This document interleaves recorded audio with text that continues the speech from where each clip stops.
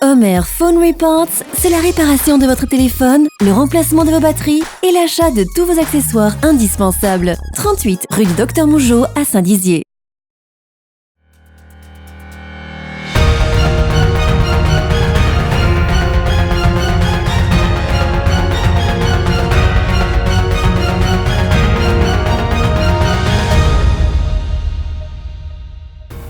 Bonsoir à tous et bienvenue pour l'édition du mercredi 23 octobre de votre journal.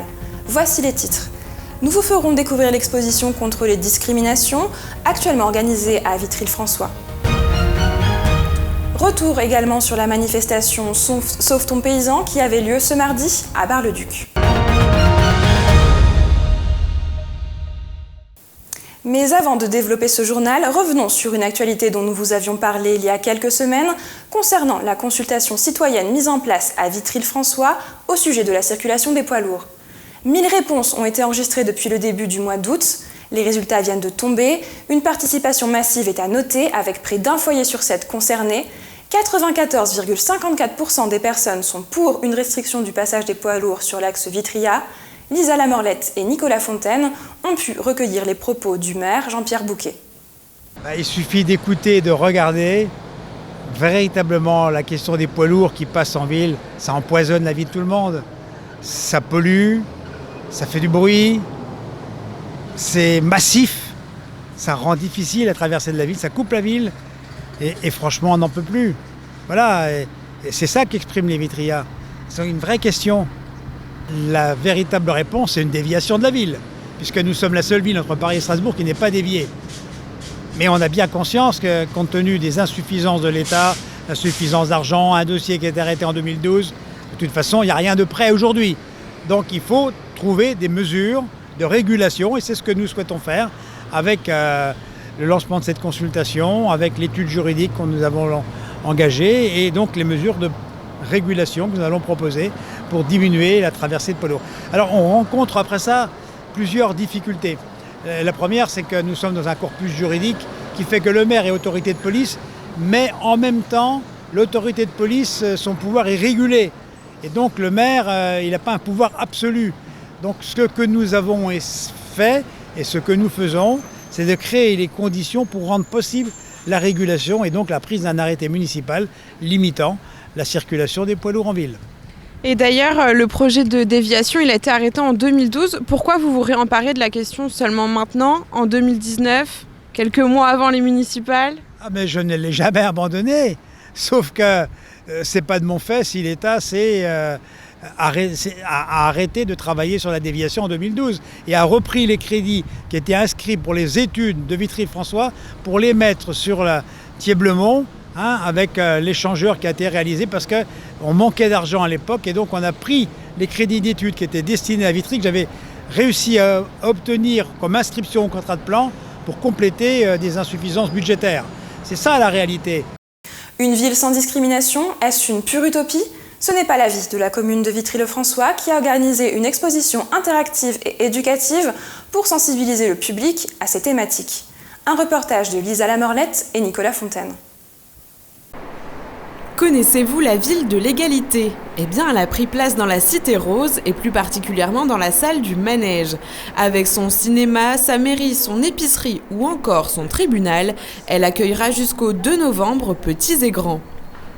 Cette exposition sous forme de ville est un véritable parcours éducatif pour lutter contre les discriminations. De l'image des expositions où on ne vit pas la chose.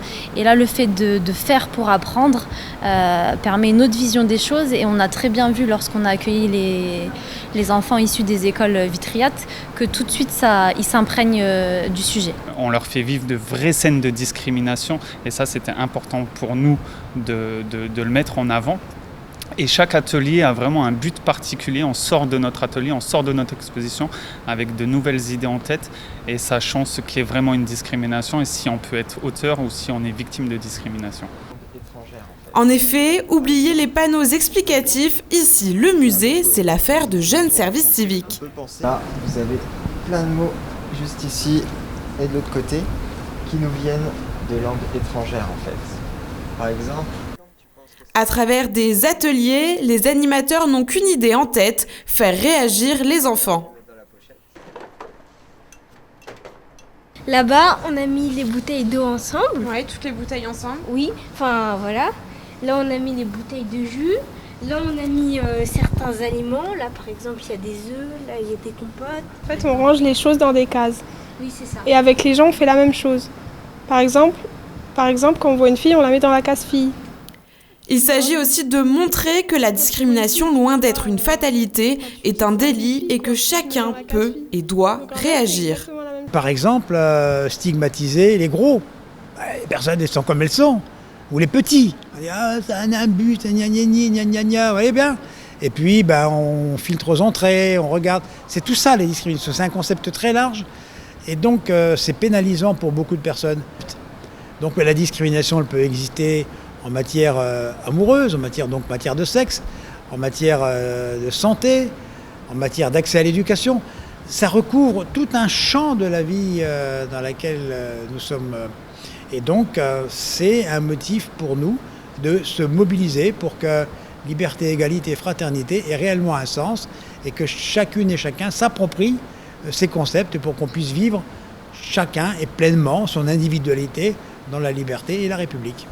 Cette exposition a été réalisée par le service de développement social urbain de la ville qui, en 3 mois, a réussi à mettre sur pied cette exposition déclinée d'un projet déjà existant en France.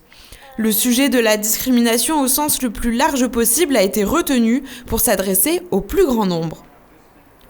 Pendant les vacances scolaires, l'exposition est ouverte à tous, sur réservation, puis elle sera exclusivement réservée aux scolaires, avant de déménager au Collège des Indes, puis au lycée François Ier. Je vous le disais à l'ouverture de ce journal, les agriculteurs ont manifesté leur colère hier devant la préfecture de Bar-le-Duc. L'occasion pour eux d'exprimer les difficultés auxquelles ils doivent faire face au quotidien dans l'exercice d'un métier pourtant indispensable au bon fonctionnement de notre société. Un reportage de Julien Carré, Nicolas Fontaine et Antoine Regnault. Cela fait maintenant plusieurs mois que les agriculteurs essaient d'interpeller le gouvernement. Ces derniers dénoncent l'ambiance actuelle autour de l'agriculture ainsi que l'agribashing dont ils se disent victimes. Au travers de ce terme, agriculteurs et institutions agricoles mettent en exergue ce qu'ils perçoivent comme une campagne systématique de dénigrement initiée par des organisations. Les agriculteurs gagnent plus leur vie aujourd'hui, vivent de plus en plus mal leur métier.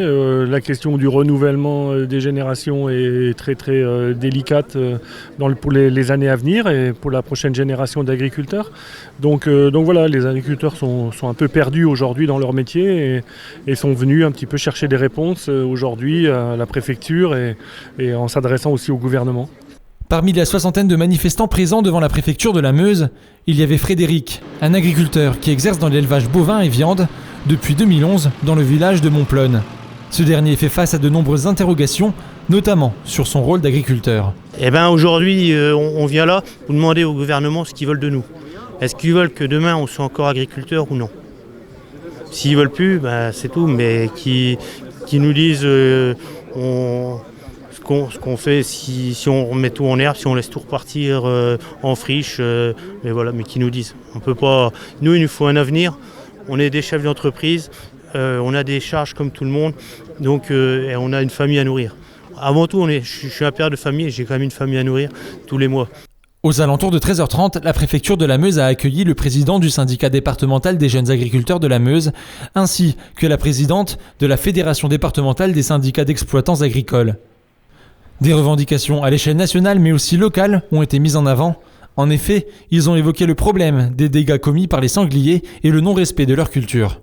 Nous avons porté nos revendications auprès du secrétaire général, donc essentiellement sur tout ce qui est dénigrement de l'agriculture française et donc meusienne.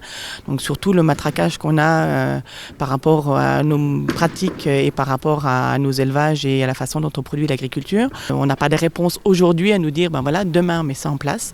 Donc on va continuer à pousser, on va continuer à faire le travail pour qu'on soit entendu sur ces éléments-là. Nous avons contacté la préfecture afin qu'ils apportent de plus amples explications sur cette rencontre, mais ils n'ont pas souhaité répondre à nos questions. Cependant, ils nous affirment que toutes les revendications ont été entendues et seront par la suite remontées. C'est déjà la fin de cette édition. Merci à vous de l'avoir suivi. N'oubliez pas que l'information continue sur puissancetelevision.fr. Tout de suite, les prévisions météo. Toute l'actualité qui vous concerne, à voir ou à revoir.